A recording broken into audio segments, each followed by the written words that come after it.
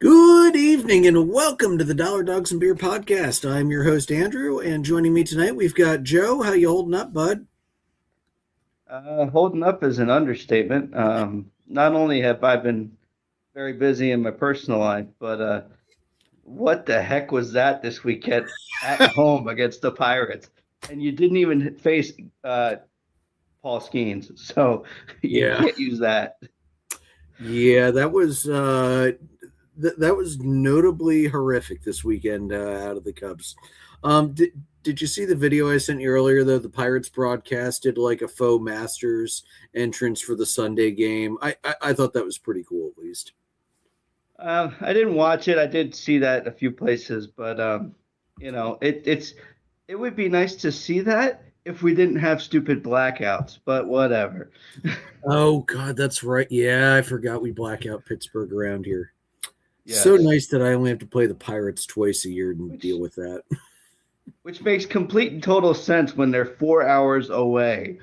Yeah, I get Philadelphia, I get New York, I get Baltimore, I get DC. I don't get Pittsburgh.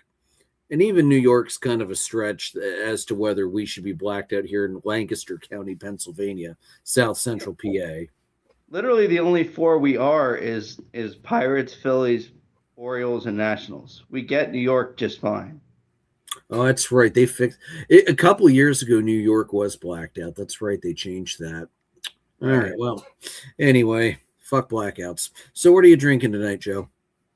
Um, I've got no idea where this team is going, so I'm just rocking the straight Pepsi Zero tonight. So, trying to Can't say, I don't understand. I don't. I can't say I blame you, bud. It's so warm out. I'm feeling cidery, so I'm going with a good old Windridge Original tonight. Can't ever go wrong with that. Solid cider. All right, so let's move it on in tonight. And by the way, for the listeners at home, Jason is off in Las Vegas right now with the huge bowling tournament that's out there. He did really well last night in team. So, Jason, good luck tonight. Hope it goes well for you in singles, bud. Bring back some money. You're going to need it because I'm sure the Phillies store, when you get there for the home run derby, is going to have all sorts of things to tempt you. All right. So we had New City Connect uniforms. Instead of doing like one team at a time, MLB just rolled out 8 at once. Honestly, I'm going to be honest, Joe. I did not mind that in the slightest. Doing it like that, I kind of wish they'd do it like that more often, because it was just it was easier to just do it all at once instead of dragging it out. And let's face it, they all leak so early anyway. So here we go. First up, Atlanta. Obviously, I'm going to be biased and say I love it, although I really do love this uniform. The powder blue looks really nice in the field over the white pants. I love the stylized A on the cap. Interestingly, it's yet another new uniform from Atlanta that has no Native American iconography, and I'm 100% okay with that. On the one sleeve, opposite the stupid advertising patch, it has the ATL, but how it was in the scoreboard for the old TBS Braves Superstation broadcast. So that's a really cool throwback.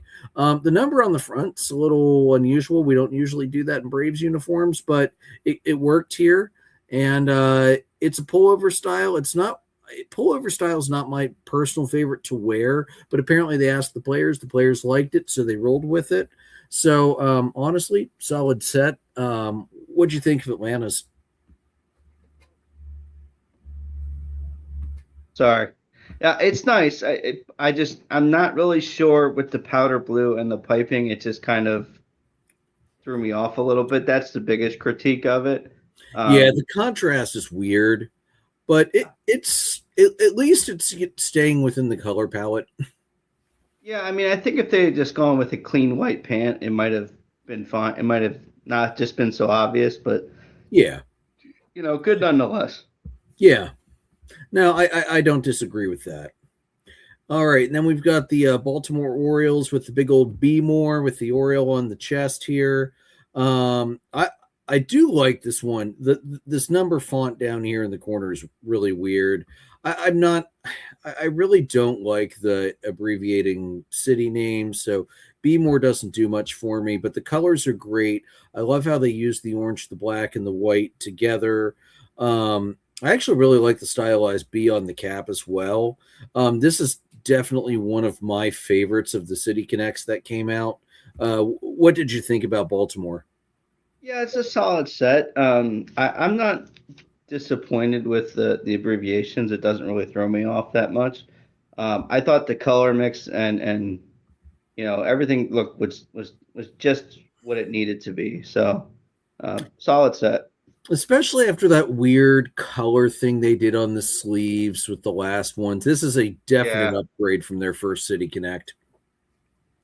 Yeah, I like what I like too is that it just there's less of the it seems overall with this set of unis is there's less of the hidden stuff under the hat that you're not going to see or in the sleeve that you're Right, not going to see. right. So it's just more of a cleaner look. I actually love the tricolor hat too, the orange brim, the white front plate, and then the black the rest of the way around. You don't see caps like that super often anymore. And I really love the stylized B that they did. Can't stress that enough. All right, then we had Cincinnati. So Cincinnati's going to keep rolling with this weird stylized C that they did with the last City Connects.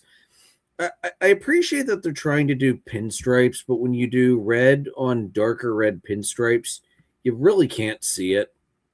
You'll never see that. You'll never see that from the stands or on TV unless they zoom in close. The number up here, kind of odd that they did number and the logo high like that. The Cincy patch on the sleeve is actually pretty neat.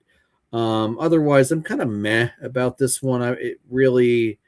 I didn't like the black for black's sake uniform that they did last time for City Connect. This is a slight improvement, but I really don't love this. What do you think, Joe? Yeah, I'm just not a huge fan of the one solid color. Yeah, I felt the same way with not to be homerish, but with the Wrigleyville stuff, it was like the same color. It just doesn't really. There's no pop to it. yeah. Mono single color is rarely a good idea. It's just like unless it's all white or all gray, it's rarely a good idea to go mono one color, in my opinion. Um, Imagine this is going to be a little sacrilege because I'm going to cross teams for a second here, but the Phillies white and red pinstripe pants with that top, I think if you match the reds, I think that would look really nice and it would make this uniform look better because it would get rid of that mono red. Yeah, and even if you did white striping instead of red striping, it would be fine. Right. Even black stripes, something to, you can't do red on red, you lose it. Like Yeah. look on the left side of the picture where there's clearly more lighting. It's completely lost over there. So I Right. could just imagine on the field. So all right. So here's the Royals. So funny thing, this is actually I showed these to my wife. This is her favorite of all of them by far. She loves the R and the kind of stylized fountain logo that they kind of played on last time, and she really loved the gradient. And actually, I know I bashed a lot of the gradients last time around. I don't because this is so subtle. I don't hate this gradient at all. I kind of like it. It's a very, very, very white uniform, though. I wish they would have splashed a little more color on the front of it, but I honestly, I really kind of like this one, Joe. Yeah, I mean, what I'll say about it is it's a clean look. Let's put it that way. Yeah. Um, it's sharp. It's clean. It's crisp. Um, all those kind of good qualities you're looking for. Well, and the nice thing with the Royals too, I'm pretty sure they have blue pants in their uniform rotation, so they could actually swap the white and the blue periodically. And I bet the blue pants would make this pop really nice. Yeah. All right, and then because Milwaukee didn't suck enough with their last one, they decided to go from bad beer league uniform to even worse beer league uniform with Wisco. This is hideous, dude. Yeah, The first thing that just came into my mind when you were setting this one up is I equate the Brewers' attempts at City Connects to Mean Girls. Stop trying to make fetch happen, so stop trying to make Wisco happen. Um, that's basically what I saw online through any of the Brewers fans I saw. It was like, no, this is not a thing. Yeah, So this is like, basically, oh, like that's not even Brewers blue. Wisco is stupid as hell. The hat, I guess the hat's okay. Although again, it's not Brewers blue. I don't know what the hell is up with this stupid logo on the side. I guess it's a fat referee run. I don't even know. This is just awful. I, honestly, the Brewers should just go the way of the Yankees and just refuse to participate because, based on their first two attempts at City Connect, no, just no. yeah, I mean they do a good job with the contrast, but beyond that, it's like I said, stop trying to make Wisco happen. It's not a thing. Yeah, exactly. Then we had the Pirates. This one's pretty cool. This is one time where I don't mind the monocolor. And again, that's very Pirates. They've done mono black many times before. The font's a little funky, but I mean, honestly, that cap is gorgeous. The yellow cap with the Buccaneer logo on it. This might be, I don't know. Maybe this one's my favorite. I don't know. I'm gonna have to think about which one's my favorite, but I really like what the Pirates did with this one. Yeah, this is probably the best of the bunch, and I think it's just because, um, yes, it's mono with regard to the pant and the shirt, but they do so much with the contrast for yellow pretty much everywhere they could put it that made sense. Yeah. The belt with the striping and everything else. So they really made sure that the elements are going to pop on this uniform. And something I saw online, and I don't know what your thoughts are with Pittsburgh in particular. Um, Pittsburgh is like one of the few cities where all of their teams have the same color scheme. Yeah. Would I it think make that's sense for other cities to try to do that? I think that's something that makes Pittsburgh and their professional sports teams so unique. Um, I actually I actually kind of like that they're the only ones that do that. I think it would make a hell of a lot of sense for other cities to do it, but you'd have to get multiple franchises to agree. And who's going to be considered the quote unquote dominant franchise? Think Yeah, think about like in Atlanta. I mean, I would say the Braves are the dominant franchise. They've won two titles in Atlanta. The Falcons have never won a damn thing. And frankly, the Falcons' last couple sets of uniforms have been hideous anyway. But the way the big thing is the way the uniform cycles go with the NFL. It would be so hard to plan that out to do that big of a change. I love the idea of more cities doing it. I don't know that that would work outside of Pittsburgh, where it's just I love it with all that you don't have to guess. You see yellow and black, it's a Pittsburgh team playing. well, and that the other thing too is like it's economical for that area. You can buy one hat with a big, a black hat with a yellow P on it. And it could be all three teams. Yeah, that's very true. Yeah, very true. One thing I did find interesting, the swoosh they did in the tertiary red instead of the yellow. I actually kind of like that little extra color splash on there. And Yeah, it's that's also neat.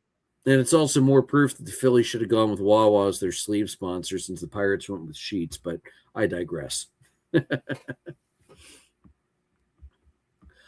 Sandy, here, let me scroll back up because for some reason they gave the Padres somebody sitting down so you can just see the side. Although the side patch, that's really cool. But here, let me go back up to the top so you can actually see the whole uniform here. The Padres, this is a really, really clean, sharp design. It's good contrast. The colors make sense with the team colors. The hat's really sweet. I love the orange versus the navy for the logo intertwined on a white background. This is a really good one in my book, Joe. What do you think? Yeah, I feel like for me, it's between this one and Pittsburgh as far as my favorite of all of them. Mhm. This is definitely an upgrade from their previous uniform. Um, Yeah, I get what they were trying to do with the previous one, but I like that to reach out to their Mexican heritage and the folk art. They just did the patch this time instead of trying to do weird colors across the whole uniform. right. Also, I think the pant stripe on this is gorgeous. The predominant orange with that little pop of red, that's pretty Mhm. sweet. And then the last but not least, you've got the Teja Rangers. Of course, they're also celebrating their Mexican heritage near the border. It's fine. This is, at least they didn't go mono red the whole way. I do like the design on the design on the stripe that's also at the bottom of the sleeve here. Um, I it's fine. It's nothing crazy. Teja, obviously we're not the target audience, so it's not meant to resonate with us. I do think a mono red hat for the Rangers is interesting though. I don't hate that, although I kind of wish they would have maybe done blue outline around the T just to help it pop a little more. But really, the hat's quite nice. Yeah, I mean, this feels again, it's a clean set. It's a very Texas-y set. Let's put it that way. Mm-hmm. I think it's very much on brand with the Rangers. They didn't try to go too crazy off brand. This is something that they could easily have as an alternate uniform long term. As opposed to kind of having a niche that it would fit in. It could be their Sunday, Sunday alternate or something like that, and not be a big deal. Right, and they also I would assume, I know the Padres do, so I would assume the Rangers do as well, have quite a few Hispanic heritage nights throughout the season. This is perfect to keep in the back of the rotation to bring out for that night. All right, so Joe, we've now seen all eight. So what's your top three? Yeah, I'd say Pirates. I'd say um, Padres and probably Rangers. Orioles is kind of like a tie there with the Ranger one. Yeah, I agree with you there. No particular order. I'm gonna go Pirates. I do love that Pirates top. I'm gonna go Braves because yeah, I'm gonna homer this one. I won't buy one though, and I'll get to that in a second. At least not from a reputable source. And then I'm gonna say Padres Orioles are tied for my third favorite. Kansas City's right there too, but I like the others just a little bit more than Kansas City. Yeah, that's fair. Honestly, honestly though, compared to some of the slop Nike put out last time, this is a much better set overall. I found it really interesting that they did so many numbers on the fronts of the uniforms. I think the Rangers were the only ones that didn't have numbers on the front. So that's a lot of teams that's not traditionally a part of their uniform set. So that's just an interesting note that I saw. One thing that really pissed me off though, the the cost. The City Connect cap. No, I this is all MLB.com through the team shop sites. City Connect caps $53. If you want a jersey with the name of your favorite player on the back, it's going to run you 200. If you just want the jersey with no name, no number, I'm assuming no number, 180. And then if you want the City Connect hoodie, it's $100. Jesus. Yeah, I mean, with Fanatics kind of having a corner on the sports apparel market, it's just the way it's going to be. Yeah, Um, unfortunately. it's to be expected, but yeah, I mean, you would think that they would try to make some of it a little bit more accessible to the average fan, but it's the way the Fanatics game goes these days. So Yeah. And as we know, Fanatics really doesn't give two flying flips about the rest of us. They've made that abundantly clear over the years, I think it's safe to say. All right, so I discovered this Joe randomly on Threads from a Phillies fan. It was created by at the Coggin Toboggan. He came up with this new classification or stat called the Velasquez. To reach the Velasquez, you have to pitch fewer than 5 innings, allow 3 or more earned runs, and throw 70 plus pitches. He's apparently been tracking this for quite some time because since 2016, 171 Phillies pitchers have thrown a Velasquez. Um, a common one that you and I talk about on the show all the time is the Maddox. Tribute to Greg Maddox, when you throw a complete game and get it done in less than 100 pitches. Bonus if you can do it in under 2 hours, too. Although, let's be real, that bonus isn't really as much of a thing with the pitch clock anymore, but regardless. What do you think about that? Like, I found it funny personally that a Phillies fan is so tired of their pitchers always doing crap like this that they pulled good old Vinny Velasquez out, who I'll be very honest, I love facing Vinny Velasquez because you truly never knew what you were going to get when he pitched. He was either going to pitch lights out or he was going to get his lights knocked out. There was no middle ground typically when that man pitched, and it was always very exciting. So what do you think of the fans doing something like that? I mean, it's an interesting trend to observe, but beyond that, it's just kind of the pile on that fans will do. Yeah. Which doesn't it? I mean, it's funny for us to talk about, but it doesn't really do much for the game itself. But it's interesting to see kind of what the tracking the numbers is kind of interesting to see just how many times it's happened. Yeah. But I don't think it's something that's going to catch nearly the amount of like the fire and regularity that you see with the Maddox, to be sure. No, I agree. The Maddox is so special and unique. You're never going to see anything like that ever be matched. Let's take a week and think on it. And anybody listening in live tonight or checking in on the recording later, if you think about, it doesn't have to be your favorite team. It could be any team. Maybe it was a really crazy, notable player that did something wild that just seemed to always happen when that player came on.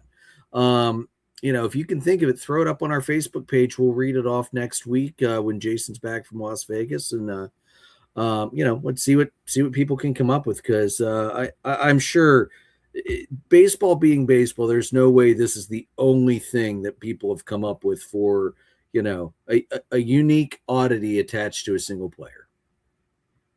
No, definitely not. And then last week, Joe, free agency turned 50 years old. Crazy to think that 50 years ago there was no free agency. And the first free agent, a lot of people refer to Catfish Hunter, but really the first free agent was Andy Messersmith back in March 16th of 76. The reason Hunter's a lot of people consider is it's because of maneuvering in his previous contract that made it happen for him, whereas Messersmith was actually a true free agent. So, Joe, I asked, what do you think are, top 5, bottom 5, best and worst free agent contracts over the last 50 years? My number one best free agent contract of all times, it has to be Barry Bonds, because you look at value on return, and you're never going to ever match what Barry Bonds gave to the Giants compared to what they paid him, especially given the way contracts have just gone completely off the rails and out of control in free agency now. Yeah, that's definitely a top deal that you can that really stands out. The Bonds deal, I think. It's a little weird to think about free agency this way, just because you see it kind of creep into college sports a little bit now with the NIL stuff. It just kind of feels like the loyalty and the fan base and the love that you have kind of for players kind of doesn't last as long. But I mean, obviously the Bonds deal was a big one. I think the A-Rod, $252 million with the Rangers. That was kind of the big trendsetter. Those are kind of the two that stick out as far as really setting the tone and setting the curve for free agency. Yeah. Another one, Greg Maddux, when he left the Cubs the first time to go to Atlanta. The Yankees actually offered him, so Atlanta signed him 5 years, 28. The Yankees actually offered him more years and more money, but Maddux had absolutely no desire to go to the Yankees. He thought they were too far away from contention. That was also before the draft that brought them Jorge Posada, Derek Jeter, Bernie Williams, etc. You know, personally, I'm not going to complain because that one worked out really well for me. But that was huge. Randy Johnson, when he went from the Mariners to the Diamondbacks, that was initially 4 years, $52.5 million. The values on these older deals, I didn't do the math to scale them to what they would be today. Ricky Henderson in 1990 signed with the A's for 4 years, $12 million. And let's face it, Ricky might have been one of the greatest leadoff hitters of all time. Manny's 8-year, 160 with the Red Sox wasn't an awful deal. Here's one of the newer ones that it's an insane deal, but honestly, it's probably going to go down based on the returns on it as one of the better free agency deals. The deal Aaron Judge signed just 3 years ago with the Yankees, 9 years, $400 million. He's already gotten 2 MVPs since then. Again, with the escalating values of the free agency contracts now, it's hard to say you're going to get the same amount of value as teams did back then because, like I said, I'm not doing the math for inflation. I'm not smart enough to do that. People that are smarter than me can figure that out on their own. Like business majors, that's what they get paid to do. For worse contracts, Joe, there are more than a few really, really god-awful contracts that deserve a thorough lambasting. One of the worst, I think, all time is going to be Anthony Rendon, 7 years, $245 million, although the Angels are still on the hook paying that until it's done because it's guaranteed. I would also throw up Steven Strasburg, although that was, in the case of Strasburg, that wasn't the Nationals' fault. He had just gotten them a World Series ring. He was pitching at the top of the game, and then he just had the worst injury luck after that. Strasburg's deal was 7 years, $245 million. He won one single game after signing that contract before he got hurt. I remember when Strasburg was one of the most feared pitchers, and for good reason too. He was insane at his peak. What are some other bad contracts you were thinking of? I mean, the one that always sticks out to me, it's a bit homerish, but the Soriano deal just really soured me on the bigger contracts.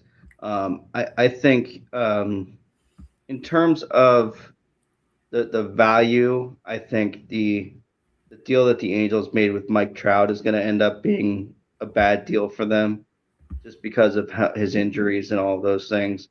They're not getting prime Mike Trout, and I know that he front loaded it so that they wouldn't be on the hook for as much on the back end. I think, but still, it just kind of feels like that's a deal that's going to be a wash. And then I think the deal that I think is going to do the most damage to the sport, we'll kind of see that probably in the next 6 months, is the Shohei and the Kyle Tucker kind of deals. Those are really going to damage the sport.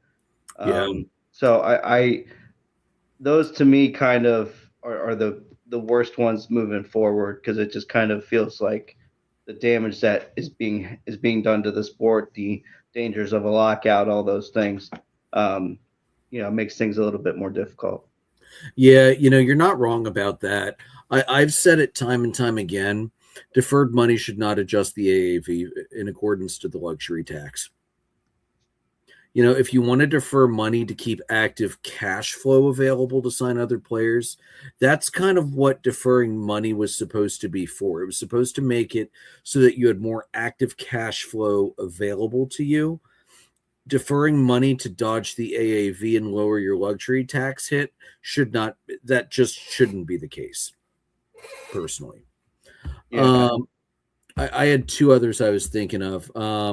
One's another one that injuries just screwed this, although it wasn't a good deal from the start. KB, 7-year, 182.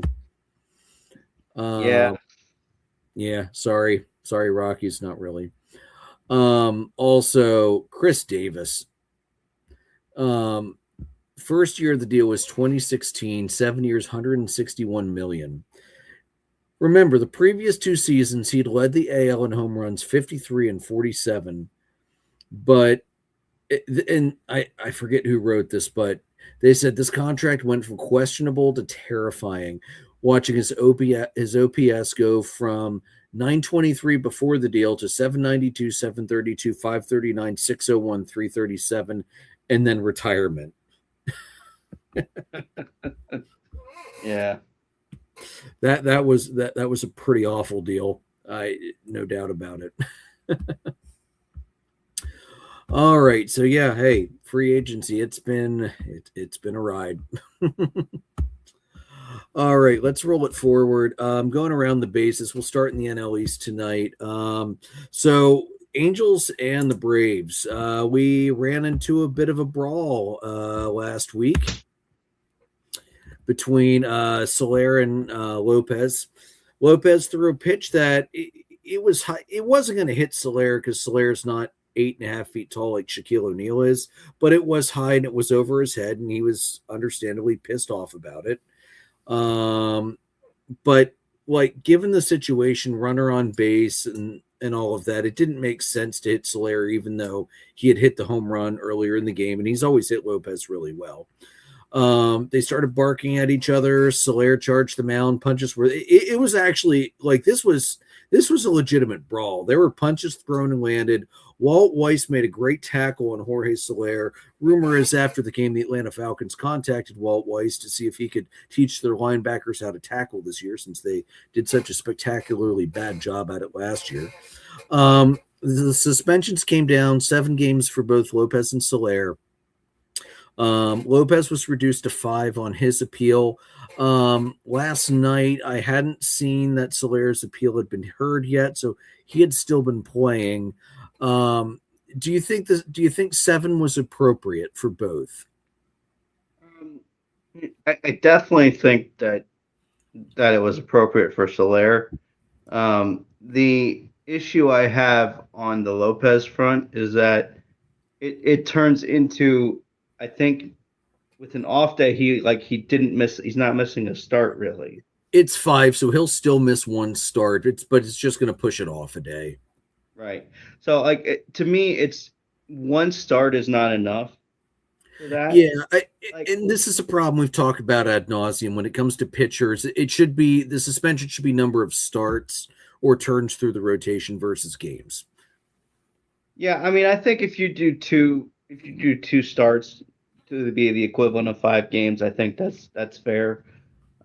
Because then you're at least losing out on 2 opportunities to play, as opposed to really only missing 1 because you were not going to be playing the other days anyway.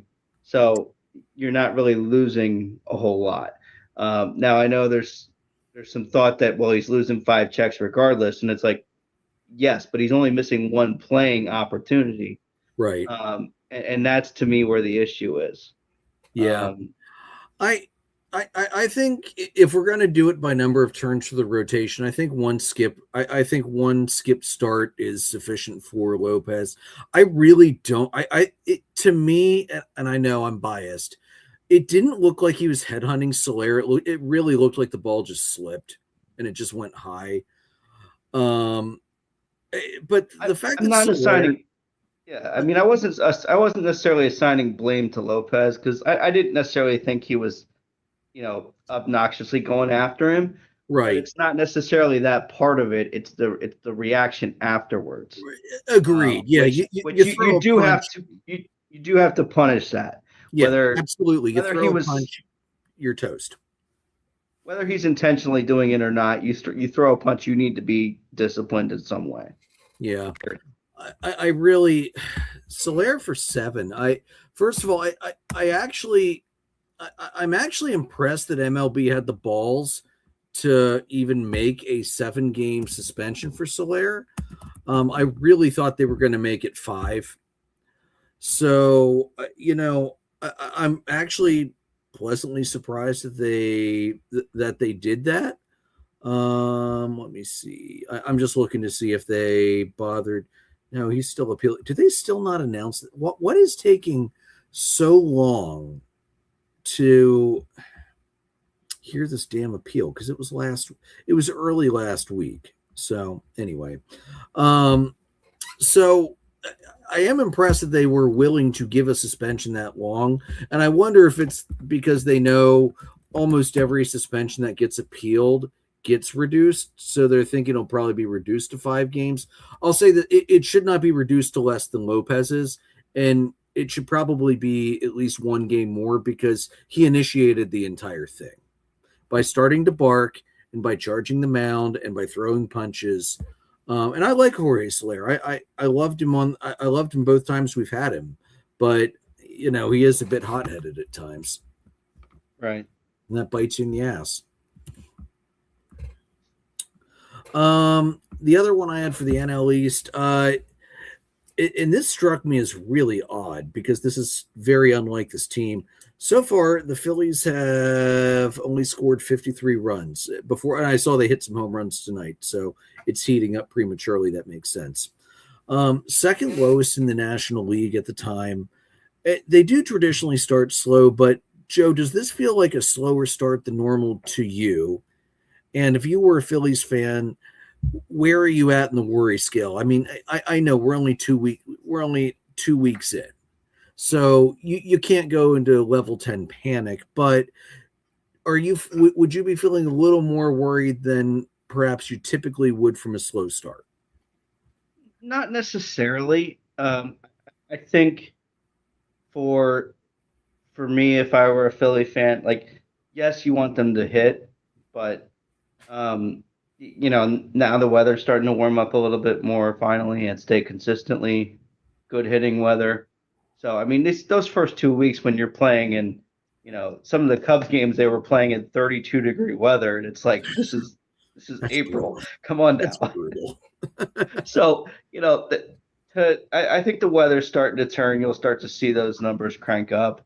They're getting a chance to beat up on the Cubs to start the week, so Yeah. that should do them a good bit of good, I think, to improve things. And truthfully, I think their pitching, their starting pitching, is so good that I'm not too worried if they start off a little slow because they're going to be able to win some of those 1-0, 3-2 games because of the starting pitching they have. Yeah, agreed. I feel for their starters right now because their pitching has been pretty good so far to start. It's just the offense absolutely cannot get it going for them so far. They've only given up 69 very nice runs so far this season coming into games tonight. And, fact of the matter is that's still one of the better totals in the National League right now. So it's definitely not the pitching. All right. So moving it on to the American League. The Blue Jays, their fans put all of us to shame this past week. They lost to the Dodgers 4-1, and the Blue Jays fans knocked out 102,202 hot dogs. They had a 77-cent promotional night to honor their inaugural 77 season. They had 40,971 people show up to a hot dog fest and a baseball game just happened to break out. They averaged 2.5 hot dogs per person. All I'm going to say is this. We need some damn U.S.-based teams to say, we got to beat that.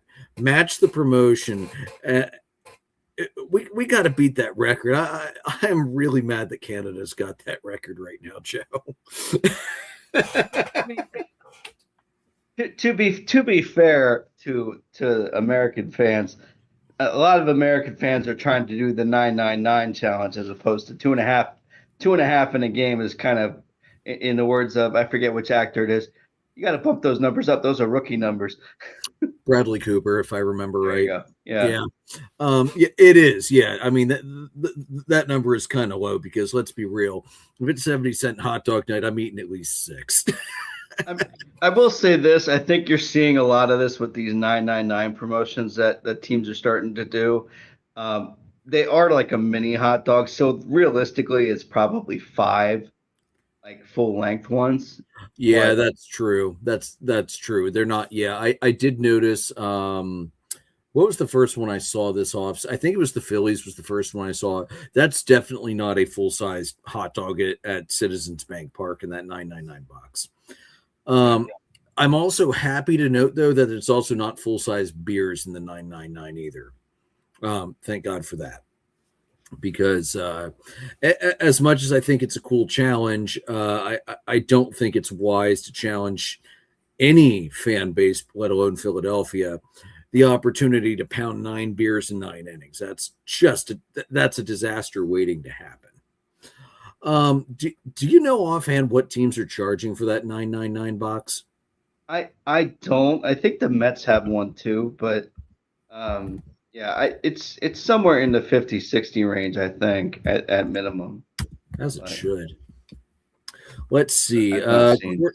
Let's see. According to Google, it's between $55 and $65. No prize, bragging rights only. Oracle Park, it's $54.99. Yeah, 9 small mini hot dogs, 3.5 inches, 36 ounces of beer. Yeah, okay. Or 1 tall boy can. Yeah, that's a lot of money for 9 mini hot dogs and 9 mini beers. You will not see Andrew trying the 999 challenge anywhere but his house where he can safely consume 9 beers in 9 innings and have regular sized hot dogs. Thank you very much. Because to hell with the minis. All right. Then my other question with the AL East, how in the hell have the Rays managed to stay atop this division? Their run differential is -10 right now. I know the Rays pull all sorts of weird magical stuff, but their expected win loss is only 2 game. It's only at 7-8 versus their 8-7 record coming into games today. They're somehow on a 3-game heater right now, and they're losing games. It does. What's up with the magic of the Rays? I mean, good for them for doing this well because I did not have super high expectations for the Rays coming into this season. But this, I wonder how long this is going to last, Joe. Yeah, I mean, I don't think it's going to be a long-term play, but you do have to look at in that division. You did have the Blue Jays get swept by the White Sox. You had the Yankees get swept, I think, this weekend, or lose 2 out of 3 this weekend, I believe. So they've had some teams with some struggles to start the year, or some tough series that maybe shouldn't have been tough. So I'm not too concerned about it. But I don't think it's long lasting. But um, you know, that's why they play the games. It's so true. Yeah, it's so true. All right, Joe. What about the NL Central? Yeah, I mean, the big stories I think out of the NL Central, the Pirates are on a roll. They're 7-3 in their last 10. Connor Griffin has looked great.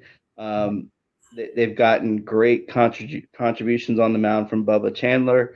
As a squad, they obviously I got to hear this a little bit firsthand. I didn't get to see it firsthand, but I got to hear a lot of it firsthand this weekend, losing 2 out of 3 to Pittsburgh, that as the Cubs did this weekend. O'Neill Cruz was excellent. I mean, he had a homer on the third pitch of the ball game yesterday. So they've been really doing a great job. They have pieces outside of Brian Reynolds, who used to kind of be the calling card for any power over the years.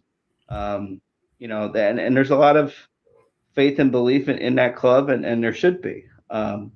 The Cubs lost 2 out of 3, and they didn't have to go up against Paul Skeens, which should tell you that the Pirates this is a real deal. Like they've played really well this weekend, and I expect it to continue.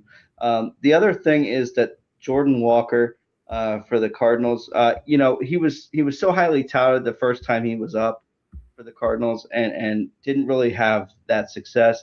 He's got 6 homers in his last 8 games, which is really excellent. And I think it's nice that there's such low expectations as Zach outlined in our central preview.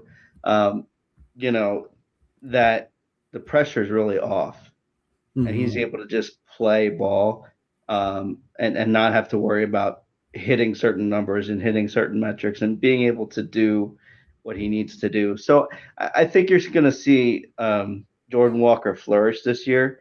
It's one of those reasons when we had the central preview where I'm like, you can't count them out. It's the Cardinal way. They're going to find a way to be frisky when they probably shouldn't in Zach's eyes, or most of the league's eyes. So there's something special about what he's doing so far this year. Yeah, I agree with you, and I will forever. The Cardinals, the franchise pedigree is there until they are repeatedly beaten into the ground and end in last place 5 years in a row. They've earned the right of the benefit of the doubt, see what's going to happen.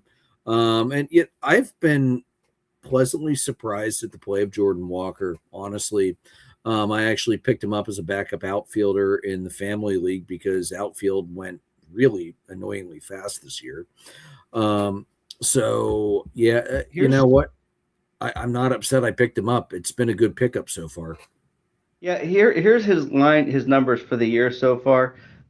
13 runs on 18 hits, 2 doubles, 7 homers, 14 RBIs, 6 walks, 18 strikeouts. You don't always love those numbers, the strikeout Good. numbers, but in general, he's making productive. He's having productive at bats, and that's what you love to see. Yeah, absolutely. And it's good to see him turn around. You hate to see a guy that young just have everything fall apart on him. All right. Anything else in the NL Central? No, I mean the Cubs are their own animal, so I'm not even going to touch that right now. It just feels like you're just not really sure where things are going to go. Let's put it that way. That's very fair. Yeah, that's very fair. I can't even lambaste you for that one if I wanted to. All right. What about the AL Central? Um, I mean, don't look now, but the Twins are at the top of this division. I know it's early, but unexpected. I think. I don't think I know. I had them very low in the AL Central, maybe even last place. So I mean, yes, it is early, but to be off to a hot start like they are in a division where it's customary outside of last year to kind of run away with this division come June and just kind of coast to the end. So the hot starts in the AL Central in particular are a big deal, Mm-hmm. unless you're the Tigers last year. So and that brings me to my next thing, which is what the heck is going on at Detroit? Dude, I wish I could tell you. That makes absolutely no sense that they are this bad right now.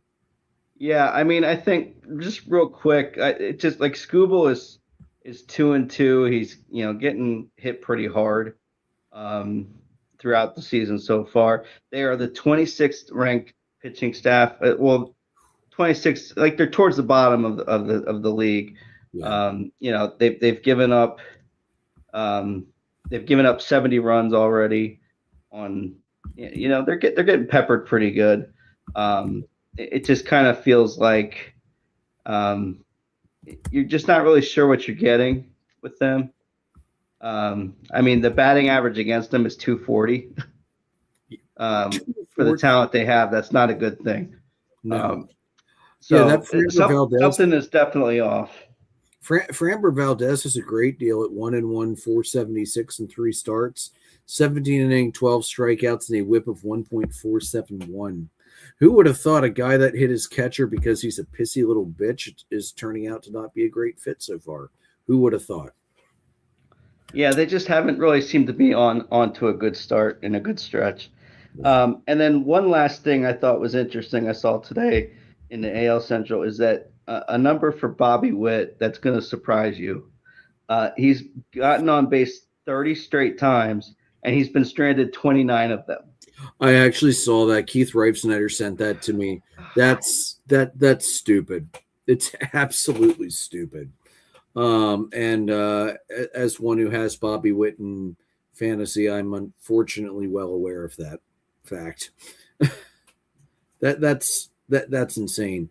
That might, you know what, that might be one of our named things. Get on and never get driven home. A Bobby Witt. Oh man, yeah, that's brutal. All right, what do you got for the NL West tonight? The biggest thing is that the Padres are on a roll right now. That's the really big story out of the NL West. They are 8-2 in the last 10, 5-game winning streak at this point. Doing the best they can to stay within a game or two of the Dodgers. That's the big story there, is that they're really having a ton of success, and staying as tight as they can. That's the like I said, that's the huge story. That the amount of come from behind wins that the Dodgers have now, I think it's up to 7 or 8 already this year. Like it's just insane. I know we know how talented they are and how many players they have and all that stuff, but like to have that many games go your way in a come from behind fashion so far this year, that's just terrifying. Yeah, it's definitely unheard of to see that so far. It's nuts. And baseball's going to average out. It's going to change, but despite that, it's pretty wild how well they have been so far. Yeah, and I think one of the things that was pointed out that I missed it in the World Series is the umpire's discretion for extra time if Shohei is either on base, at the plate, or on deck. And it may have been something that was part of the rules before we had a pitch clock, but you didn't know it necessarily. Yeah, that's always been a part of the rules because what if your pitcher's stranded on second base at the end of the inning? So that's not new. It's just something that's been more codified because they had to with the pitch clock forcing things through. Right. It just seemed it was one of those things where you're starting to figure that out and seeing how that kind of goes, and then you have some people who are like, well, he's choosing to be a two-way player, that's on him. Yeah, I see both sides. You did make the choice to play two ways, so suck it up, Buttercup. But at the same time, I also don't want to see unnecessary injuries because we're rushing people just for the sake of a stupid pitch clock and a time clock that I'm going to be honest, I still don't really care for. I still wish they would extend the pitch clock, both the regular and the on base, by 3 or more seconds, because I truly don't think pitchers are getting enough time to recover between pitches, and the cumulative effect is going to show in the I believe the cumulative effect in the long run will show more injuries eventually. Yeah, I mean, there's something to be said for some of that. I do think it's a little early to decide that, but I do think Sure. we've tried to do all sorts of different things to protect pitchers, and it really hasn't worked. We've tried pitch counts. We've tried, extra off days. It's just the body is not meant to do what the arm violently does. So. And the problem is kids play one sport and they specialize now. They don't play 4 sports and give different parts of their body a chance to rest over the year. Like these kids that are playing travel ball 9 to 12 months a year, their body never gets a break. Like Right. When we played, it was spring ball and it was fall ball. And if you were really good, you could play in the Summer All-Star League. But you didn't play it all over the winter. There was no practice allowed. Even the travel teams were not permitted to practice over the winter back when we were younger. And the thing is, any changes we make to pitching to try and protect arms long term, we're not going to see the result of it for 20 years because you need to make the changes when they're in Little League. Because Right. And it takes a while for that to trickle back down. Right. We shouldn't be seeing so many damn high school kids getting Tommy John surgery. Yeah, the specialization is the big part. Yeah. I've long been an opponent of that, as you know. Mhm. Just not a fan of it. You're not well rounded. You're not given. I mean, you look at guys like Antonio Gates, who played tight end for the Chargers. He was an all-star on the basketball court who that skill translated to the NFL.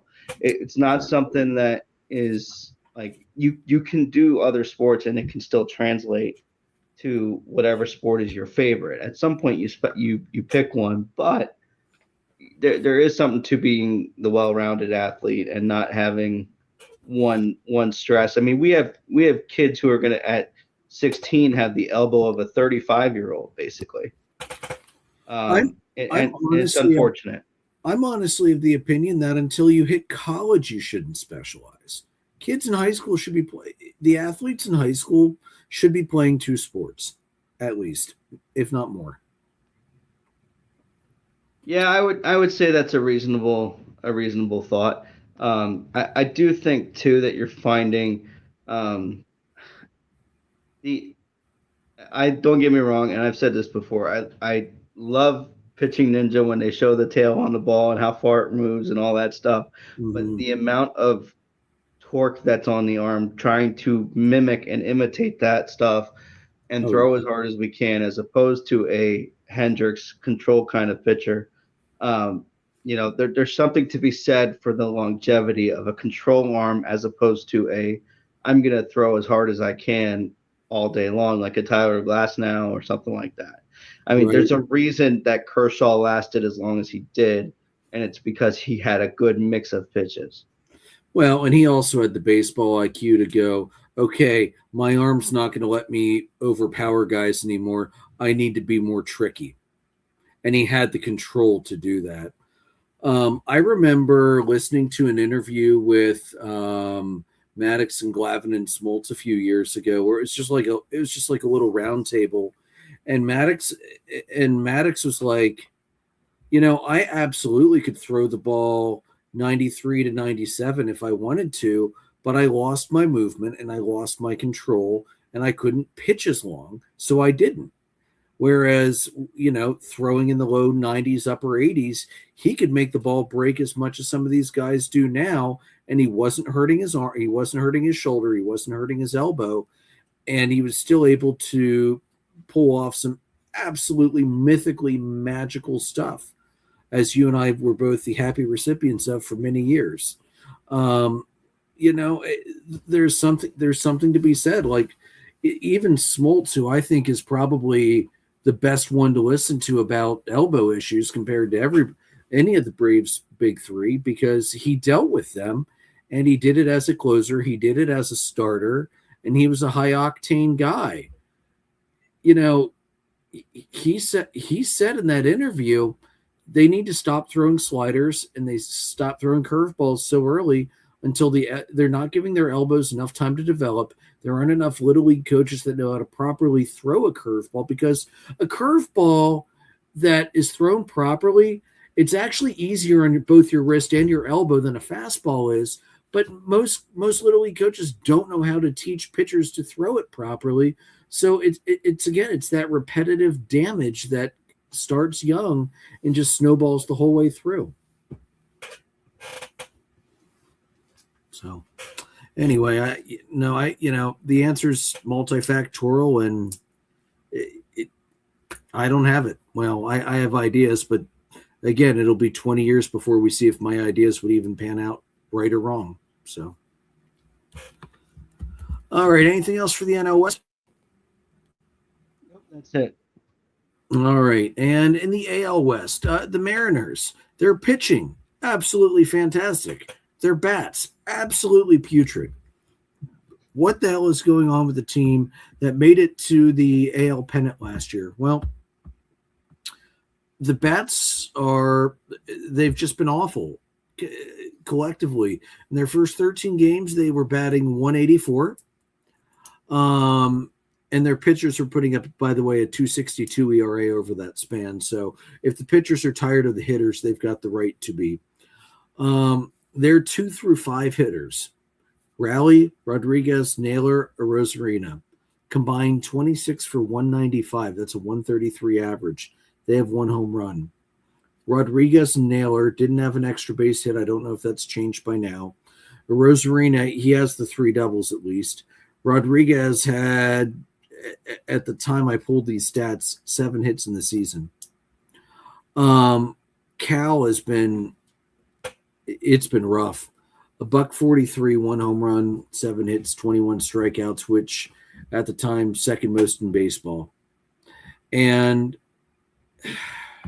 here's the thing: a lot of it's been, a lot of those strikeouts. Some of them are fine. Like his second plate appearance in Game 1, Beebe threw a perfect changeup that tailed away. That's no shame in striking out there, but he also let a first pitch fastball down the heart. He let it go. He's chasing sliders at a rate we haven't seen since Javi Baez. Now, there's also the question that you brought up last week: Rodriguez, Naylor, or Rosarina. They all did play in the, as well as Cal Raleigh as well. They all did play in the World Baseball Classic. So, did that factor? Maybe it did. But the Mariners also didn't hit for crap during spring training. So I don't know what the answer is going to be for the Mariners, Joe, but they've got to figure something out. They've got to shuffle the lineup. They've got to do something because your pitching is literally throwing out of its damn mind right now, and you're wasting it. Yeah, I mean, they have 161 strikeouts at this point. Surprisingly, they have 16 home runs as a team, which is crazy. But and the 20 doubles, but just to only score 69 runs so far. They have nine stolen bases, but they've been caught stealing 5 times. You're running yourself out of runs, basically. Yeah, a lot of problems out there, and I don't know the answer. Also, the A's, they keep on winning. They were, when I wrote this yesterday, they still are. They're atop the AL West right now at 8-7. Granted, it's only a half game. Do you think the A's are going to be able to sustain this success long term? I'm hesitant to say yes, but they're doing better than I thought they'd be at this point. What do you think?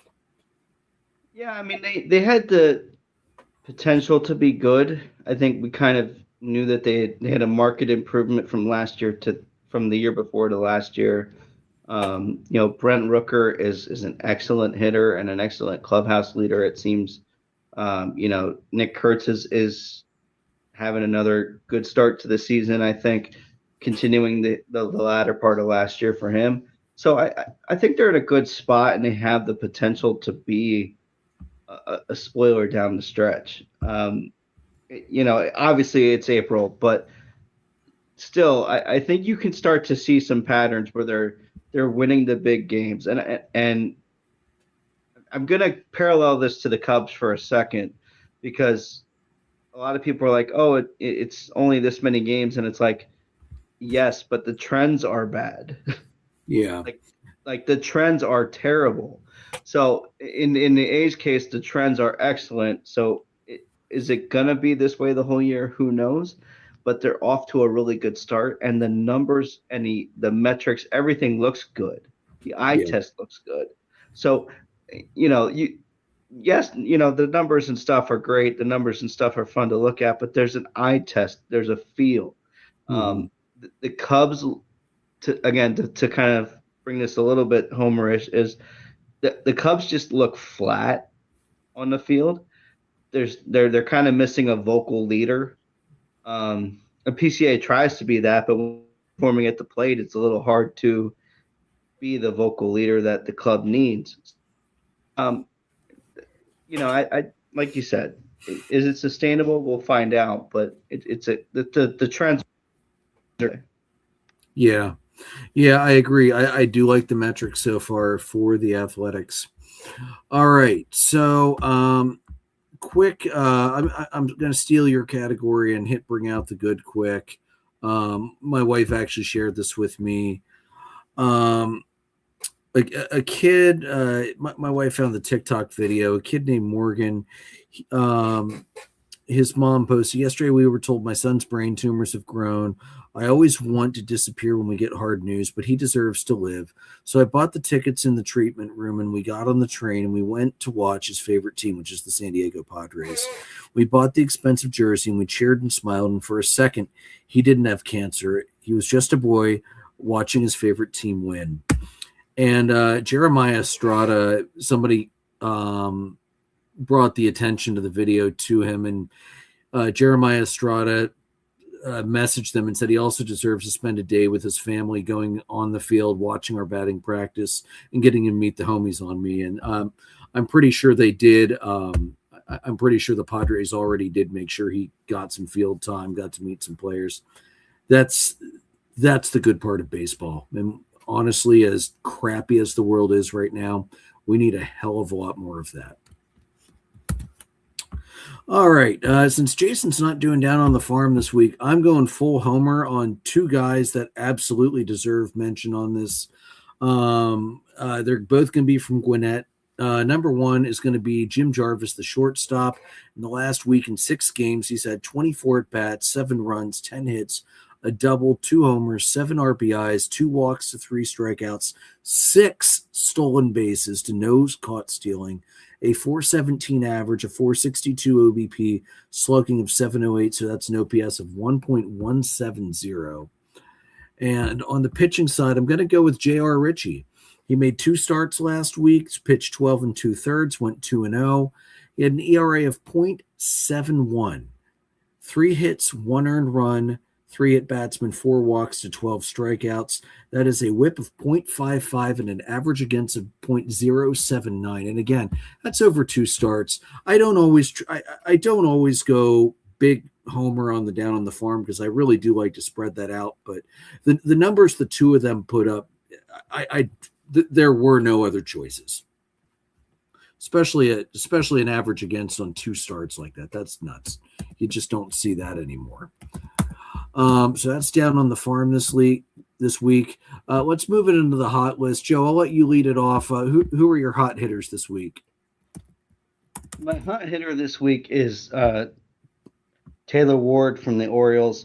400, 500 on base, 650 slug, 4 runs on 8 hits, 5 doubles, 3 RBIs, 4 walks, 5 strikeouts. The double number jumped out to me. That's a lot of doubles. Wow. All right. Yell at me if I'm about to steal your Moneyball guy. My hot hitter this week is going to be James Wood of the Nationals. Is that Moneyball? Yeah. All right. Hold on. All right. I'll pick somebody else. You know what? Let's go with you grabbed Jordan. So let's go with damn near started a brawl himself, Wilson Contreras of the Red Sox. Last week, 22 at bats. 500, 607, 864. He had 4 runs, 2 homers, 9 RBIs. Of course, didn't steal a base. 11 hits, 2 doubles, 4 walks to 6 strikeouts. It was a good week for Wilson, and Wilson still showed that he hates the Brewers, and the Brewers hate him right back, even if his little brother's on the team to try and stop him and calm him down. You know what? It's funny you say that because there were 2 things I saw out of that whole incident. Number one is you see a whole bunch of clips of times that Willie is behind home plate as a catcher and Wilson gets thrown in at. And it's like all of the time. There's so many examples of this. Yeah. So what kind of brother relationship do they actually have? And number 2, you see, look, there is something to this. This is very Acuna Marlins-esque. There's something to this. There's a track record to this, and they need to buckle down on this the next time that these 2 teams play. Yeah, it's good that they're only going to play one more time this year with it being not intradivisional anymore, thank goodness. Hey, Ryan messaging. Good evening, gents. Ryan, hope you're doing well, bud. It's good to hear from you.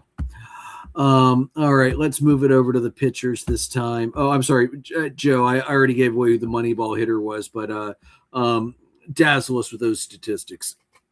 Yeah, James Wood, I'm sorry, for the Nationals. 526, 625 on base, 1,000 slug, 6 runs on 10 hits, 3 doubles, 2 home runs, 5 RBIs, 4 walks, 4 strikeouts, and 2 stolen bases in a weekend when they swept the Brewers. That's What a exciting pity! stuff. What a pity watching the Brewers get swept. I know you were heartbroken by that one. Yeah, they swept the Brewers and they took 2 out of 3 from the Cubs in opening weekend. Yeah, Again, a team that could be sneaky good. True. Who's your top pitcher this week? I'm gonna go with Nick Pivetta. He made 2 starts, and the first numbers don't sound great, but 8 innings in those 2 starts, 4 hits, 2 runs, 1 walk, 12 strikeouts though. In those 2 appearances, a .63 WHIP, a 143 batting average against. Yeah, that's not bad at all. I'm going to go West Coast here. Jose Soriano of the Angels. 2 starts, 15 innings, 20 strikeouts, 1 earned run, 5 hits, 3 walks, a home run allowed, .6 ERA, a .53 WHIP. That's kind of crazy, almost video game-esque. Yep. And Joe, who is the adulting reliever of the week? The adulting reliever is Joel Cannell, who is from the Athletics. 4 appearances this week, 2 for 2 in save opportunities, 3 in the 3rd inning, 1 hit, 1 strikeout, no runs, no walks, a .30 WHIP, a 100 batting average against. Yeah, I'll take that. That's really good. All right. Hot team of the week for me. I'm going to go with the Padres. I'm going to go with the Athletics. They were my 2 hot favorite teams of the week. How about you? Yeah, I think you have to the Tigers, for as much as we dogged on them, they did win 3 in a row. That's important. The Nationals sweeping the Brewers. How can I not love that? So those are kind of the 2 that stand out to me. I do think the Pirates, hearing them in person, that's exciting stuff. All right. Joe, I think that's all I have this week. Do you have anything else you want to bring up? I do not. Beautiful. All right, guys, audio recordings are available on Anchor, Spotify, Google Podcast, Apple Podcast, pretty much anywhere you can find podcasts. We're live on YouTube as well as Facebook. Merchandise is at redbubble.com, and you can follow us at facebook.com/dollardogsandbeer. We're presented by Dark Arrow Podcast, LLC, and sponsored by Barron Barbershop in Manheim. Folks, may your dogs always cost $1, or in the case of Toronto, 77 cents. May your beer always be cold. We'll see you next week.